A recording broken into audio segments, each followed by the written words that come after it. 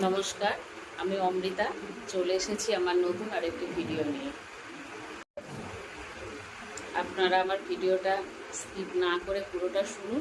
যদি ভালো লাগে, যারা এখনও আমার অমৃতা সিংহরা মিউজিক টিউটোরিয়াল অ্যান্ড বাণীকথা চ্যানেলটিকে সাবস্ক্রাইব করেননি, তারা অবশ্যই সাবস্ক্রাইব করুন এবং লাইক, শেয়ার ও কমেন্ট করে আমার পাশে থাকুন। পরমপিতার রাতুল চরণে প্রত্যেকে মঙ্গল কামনা করি। ঠাকুর তার নারীর নীতি গ্রন্থে 87 নম্বর পৃষ্ঠায় বলেছেন, নিজের সুখ বা সমৃদ্ধির জন্য তোমার স্বামী দেবতার কাছে কিছুই প্রার্থনা করিও না, উহা বরং পাওয়ার অন্তরায়। কিন্তু তোমার সেবা যদি তাহাকে ইষ্টের জীবনে যশে ও বিবর্ধনে উন্নত উচ্ছল করিয়া দেয়, এত পাইবে ভরপুর হইয়া যাইবে, আর তোমার এমনতর পাওয়ার বিবর্তনে তাহাকে আরো উন্নত ও উচ্ছল করিয়া তুলিবে। ঠাকুর বারবারই বলেছেন যে নিজের জন্য বিশেষ কিছু না চাইতে। অনেক কিছুই আছে যেটা না চাইলেও পাওয়া যায়, সেটা নিজের কাজ দিয়ে বুঝিয়ে নিজের সেই পাওয়াটাকে আদায় করে নেওয়া সম্ভব হয়, কিন্তু আমরা কখনোই তাই করি না। একবার এক ব্যক্তি ঠাকুরের কাছে এসে বলছে, ঠাকুর আশীর্বাদ নিয়ে প্রণাম করে বলছে, ঠাকুর তুমি আমাকে এত সম্পত্তি দাও, এত সম্পত্তি দাও যেন আমি খুব বিত্তবান হতে পারি, আমি যেন খুব বড়লোক হতে পারি। তখন ঠাকুর বলছেন, এরকম চাস না রে, এতে কিন্তু তোরই ক্ষতি।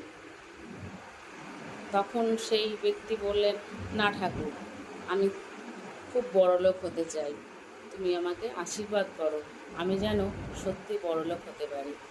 তখন ঠাকুর বলল, ঠিক আছে, তুই একটু পরিশ্রম করে যা, আর তুই গিয়ে দেখ, তুই বাড়ি ফিরে যা, নিশ্চয়ই তুই অর্থ যশ প্রতিপত্তি পাবি। সেই ব্যক্তি বাড়ি ফিরে গেল এবং ঠাকুরের কথা মতো কাজ করার পরে দেখল সত্যি সে একদিন অর্থ যশ মান প্রতিপত্তি সব পেল, বাড়ি ঘর সম্পত্তি সব তার হলো। সে বিয়ে করলো, সন্তান হলো, কিন্তু কিছুদিন পর হঠাৎ তার স্ত্রী মারা গেল এবং সন্তানরা তাকে তার সেই নিজের সম্পত্তি নিজের বাড়ি থেকে বের করে দিল এবং অসহায় হয়ে তখন সে রাস্তায় রাস্তায় ঘুরতে থাকলো। তারপরে সে আবার ঠাকুরের কাছে এসেছে, বলছে, ঠাকুর তুমি আমায় কি সম্পত্তি দিলে? আজকে যদি আমি সম্পত্তি না নিতাম তাহলে তো আমি ভালোই থাকতাম, খাওয়া পড়ার অভাব আমার কোনোদিনই হয়নি, আমি সুখেই ছিলাম, কিন্তু আজ এই সম্পত্তি পাওয়ার পর আমি আমার স্ত্রীকে হারাই এবং আমার সন্তানদের মধ্যে এই সম্পত্তি নিয়ে বিভেদ সৃষ্টি হয় এবং শেষ পর্যন্ত তারা আমার সেই সম্পত্তি নিজেরা ভাগাভাগি করে নিয়ে আমাকেই সম্পত্তি থেকে উৎখাত করে এবং বাড়ি থেকে বের করে দেয়। সত্যি আমি ভুল করেছি, সেদিন তোমার সেই কথা আমি রাখিনি, আমি সম্পত্তি চেয়েছিলাম। এখন আমি বুঝতে পেরেছি, আমি যদি সম্পত্তি না চেয়ে শুধু তোমাকে চাইতাম বা মুখ ফুটে আমি যদি তোমার কাছে সম্পত্তি না চাইতাম, তাহলে হয়তো আমি অনেক কিছু পেতাম, অনেক অনেক বেশি পেতাম। আর আজকে আমি আমার সেই ভুলের জন্য ক্ষমা প্রার্থী, তুমি আমাকে ক্ষমা করো ঠাকুর। এই গেল সেই পরিবারের কথা। সত্যি কথা, এমন কিছু জিনিস আছে যেটা কিছু না চাইলেও পাওয়া যায়। আমরা যদি ঠাকুরকে চাই, আমরা যদি বলি, ঠাকুর তুমি সবসময় আমার সঙ্গে থাকো, তাহলে কিন্তু আমরা অবশ্যই পাবো, কিছু না কিছু পাবো। কিন্তু আমরা যদি তার কাছে মুখ ফুটে অনেক কিছু চেয়ে ফেলি, পরে কিন্তু সেই অনেক কিছুই আমাদের ওপর ভার বোঝা হয়ে পড়ে। এই প্রসঙ্গে আমি একটা গল্প বলি। একবার এক রাজা কল্পতরু সেজেছেন। তিনি বলছেন, আমি কল্পতরু হয়েছি, তোরা আমার কাছে কি চাস বল, আজ তোরা যা চাইবি আমি সব তোদেরকে দেবো, প্রজাদেরকে দেবে।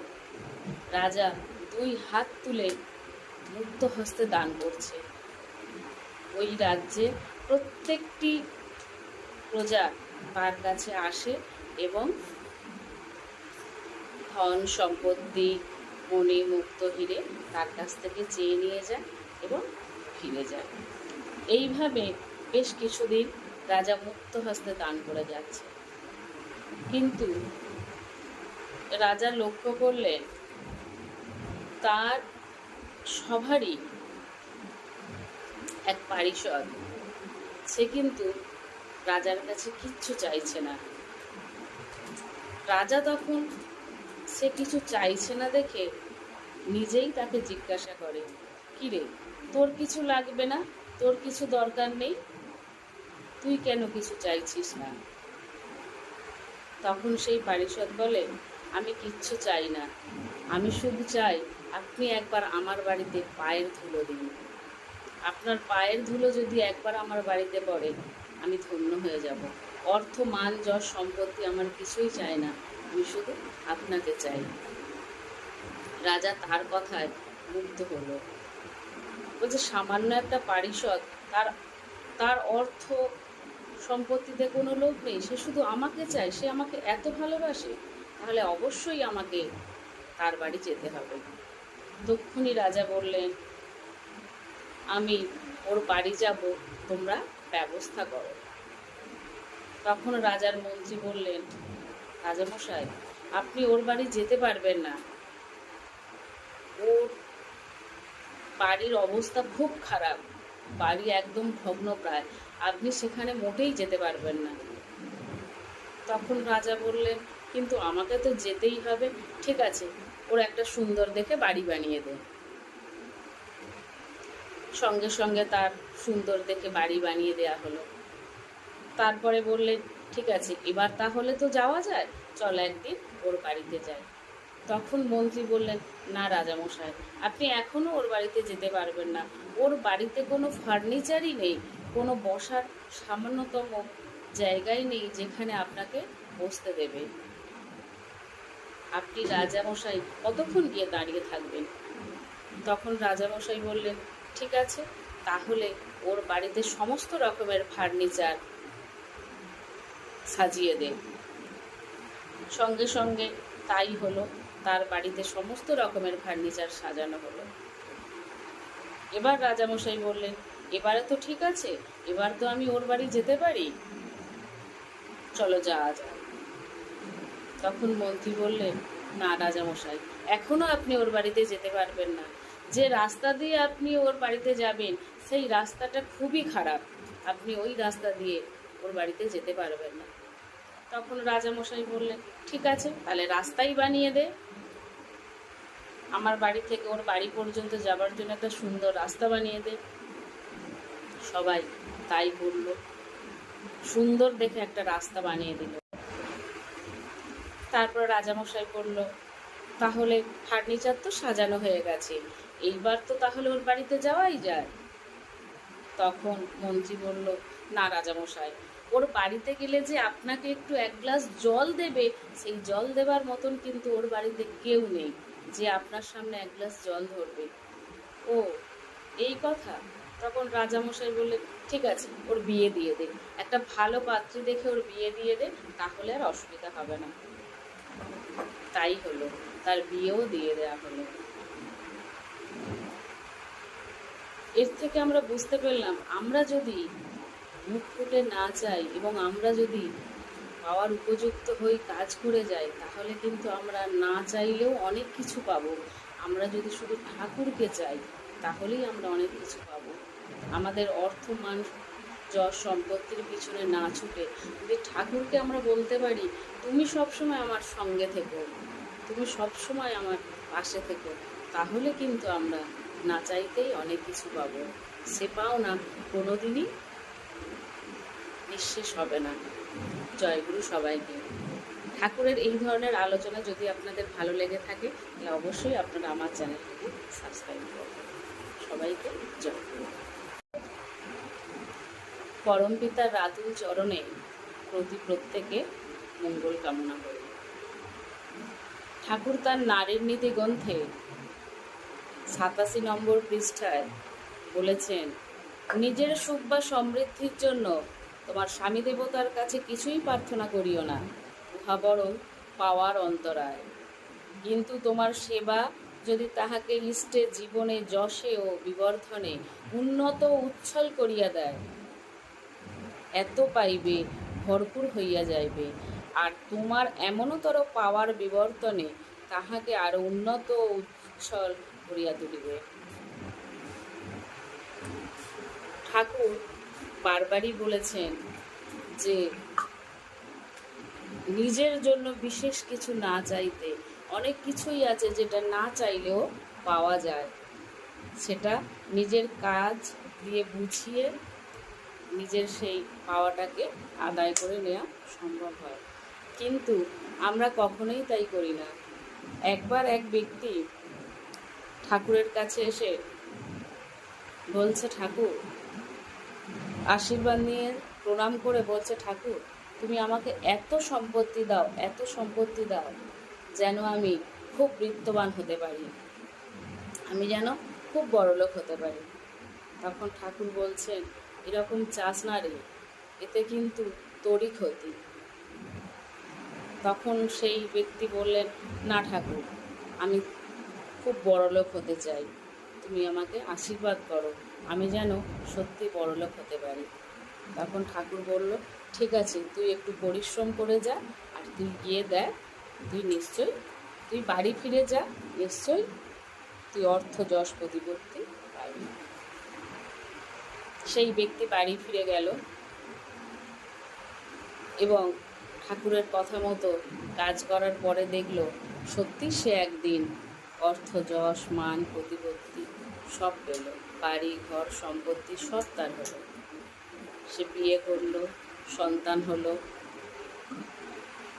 কিন্তু কিছুদিন পর হঠাৎ তার স্ত্রী মারা গেল এবং সন্তানরা তাকে তার সেই নিজের সম্পত্তি নিজের বাড়ি থেকে বের করে দিল এবং অসহায় হয়ে তখন সে রাস্তায় রাস্তায় ঘুরতে থাকলো। তারপরে সে আবার ঠাকুরের কাছে এসেছে, বলছে, ঠাকুর তুমি আমায় কি সম্পত্তি দিলে, আজকে যদি আমি সম্পত্তি না নিতাম তাহলে তো আমি ভালোই থাকতাম, খাওয়া পড়ার অভাব আমার কোনোদিনই হয়নি, আমি সুখেই ছিলাম। কিন্তু আজ এই সম্পত্তি পাওয়ার পর আমি আমার স্ত্রীকে হারাই এবং আমার সন্তানদের মধ্যে এই সম্পত্তি নিয়ে বিভেদ সৃষ্টি হয় এবং শেষ পর্যন্ত তারা আমার সেই সম্পত্তি নিজেরা ভাগাভাগি করে নিয়ে আমাকেই সম্পত্তি থেকে উৎখাত করে এবং বাড়ি থেকে বের করে দেয়। সত্যি আমি ভুল করেছি, সেদিন তোমার সেই কথা আমি রাখিনি, আমি সম্পত্তি চেয়েছিলাম। এখন আমি বুঝতে পেরেছি, আমি যদি সম্পত্তি না চেয়ে শুধু তোমাকে চাইতাম বা মুখ ফুটে আমি যদি তোমার কাছে সম্পত্তি না চাইতাম তাহলে হয়তো আমি অনেক কিছু পেতাম, অনেক অনেক বেশি পেতাম। আর আজকে আমি আমার সেই ভুলের জন্য ক্ষমা প্রার্থী, আপনি আমাকে ক্ষমা করুন, তুমি আমাকে ক্ষমা করো ঠাকুর। এই গেল সেই পরিবারের কথা। সত্যি কথা, এমন কিছু জিনিস আছে যেটা কিছু না চাইলেও পাওয়া যায়। আমরা যদি ঠাকুরকে চাই, আমরা যদি বলি ঠাকুর তুমি সবসময় আমার সঙ্গে থাকো, তাহলে কিন্তু আমরা অবশ্যই পাবো, কিছু না কিছু পাবো। কিন্তু আমরা যদি তার কাছে মুখ ফুটে অনেক কিছু চেয়ে ফেলি, পরে কিন্তু সেই অনেক কিছুই আমাদের ওপর ভার বোঝা হয়ে পড়ে। এই প্রসঙ্গে আমি একটা গল্প বলি। একবার এক রাজা কল্পতরু সেজেছেন। তিনি বলছেন, আমি কল্পতরু হয়েছি, তোরা আমার কাছে কি চাস বল, আজ তোরা যা চাইবি আমি সব তোদেরকে দেবো, প্রজাদেরকে দেবে। রাজা দুই হাত তুলে মুক্ত হস্তে দান করছে। ওই রাজ্যে প্রত্যেকটি প্রজা তার কাছে আসে এবং ধন সম্পত্তি মণি মুক্ত হিরে তার কাছ থেকে চেয়ে নিয়ে যায় এবং ফিরে যায়। এইভাবে বেশ কিছুদিন রাজা মুক্ত হস্তে দান করে যাচ্ছে। কিন্তু রাজা লক্ষ্য করলেন তার সভারই এক পারিষদ, সে কিন্তু রাজার কাছে কিচ্ছু চাইছে না। রাজা তখন সে কিছু চাইছে না দেখে নিজেই তাকে জিজ্ঞাসা করে, কিরে, তোর কিছু লাগবে না, তোর কিছু দরকার নেই, তুই কেন কিছু চাইছিস না? তখন সেই পারিষদ বলে, আমি কিচ্ছু চাই না, আমি শুধু চাই আপনি একবার আমার বাড়িতে পায়ের ধুলো দিন। আপনার পায়ের ধুলো যদি একবার আমার বাড়িতে পড়ে আমি ধন্য হয়ে যাব। অর্থ মান যশ সম্পত্তি আমার কিছুই চাই না, আমি শুধু আপনাকে চাই। রাজা তার কথায় মুগ্ধ হলো। বলছে সামান্য একটা পারিষদ, তার তার অর্থ সম্পত্তিতে কোনো লোভ নেই, সে শুধু আমাকে চায়, সে আমাকে এত ভালোবাসে, তাহলে অবশ্যই আমাকে তার বাড়ি যেতে হবে। তক্ষুনি রাজা বললেন, আমি ওর বাড়ি যাব, তোমরা ব্যবস্থা করো। তখন রাজার মন্ত্রী বললেন, রাজামশাই, আপনি ওর বাড়ি যেতে পারবেন না, ওর বাড়ির অবস্থা খুব খারাপ, বাড়ি একদম ভগ্নপ্রায়, আপনি সেখানে মোটেই যেতে পারবেন না। তখন রাজা বললেন, কিন্তু আমাকে তো যেতেই হবে। ঠিক আছে, ওর একটা সুন্দর দেখে বাড়ি বানিয়ে দেন। সঙ্গে সঙ্গে তার সুন্দর দেখে বাড়ি বানিয়ে দেয়া হলো। তারপরে বললেন, ঠিক আছে, এবার তাহলে তো যাওয়া যায়, চল একদিন ওর বাড়িতে যাই। তখন মন্ত্রী বললেন, না রাজামশাই, আপনি এখনও ওর বাড়িতে যেতে পারবেন না, ওর বাড়িতে কোনো ফার্নিচারই নেই, কোনো বসার সামান্যতম জায়গাই নেই যেখানে আপনাকে বসতে দেবে। আপনি রাজামশাই কতক্ষণ গিয়ে দাঁড়িয়ে থাকবেন? তখন রাজামশাই বললেন, ঠিক আছে, তাহলে ওর বাড়িতে সমস্ত রকমের ফার্নিচার সাজিয়ে দেন। সঙ্গে সঙ্গে তাই হলো, তার বাড়িতে সমস্ত রকমের ফার্নিচার সাজানো হলো। এবার রাজামশাই বললেন, এবারে তো ঠিক আছে, এবার তো আমি ওর বাড়ি যেতে পারি, চলো যাওয়া যায়। তখন মন্ত্রী বললেন, না রাজামশাই, এখনো আপনি ওর বাড়িতে যেতে পারবেন না, যে রাস্তা দিয়ে আপনি ওর বাড়িতে যাবেন সেই রাস্তাটা খুবই খারাপ, আপনি ওই রাস্তা দিয়ে ওর বাড়িতে যেতে পারবেন না। তখন রাজামশাই বললেন, ঠিক আছে, তাহলে রাস্তাই বানিয়ে দে, আমার বাড়ি থেকে ওর বাড়ি পর্যন্ত যাবার জন্য একটা সুন্দর রাস্তা বানিয়ে দে। সবাই তাই বলল, সুন্দর দেখে একটা রাস্তা বানিয়ে দিল। তারপর রাজামশাই বলল, এইবার তো তাহলে ওর বাড়িতে যাওয়াই যায়। তখন মন্ত্রী বলল, না রাজামশাই, ওর বাড়িতে গেলে যে আপনাকে একটু এক গ্লাস জল দেবে, সেই জল দেবার মতন কিন্তু ওর বাড়িতে কেউ নেই যে আপনার সামনে এক গ্লাস জল ধরবে। ও এই কথা? তখন রাজামশাই বললেন, ঠিক আছে, ওর বিয়ে দিয়ে দে, একটা ভালো পাত্রী দেখে ওর বিয়ে দিয়ে দে, তাহলে আর অসুবিধা হবে না। তাই হলো, তার বিয়েও দিয়ে দেওয়া হলো।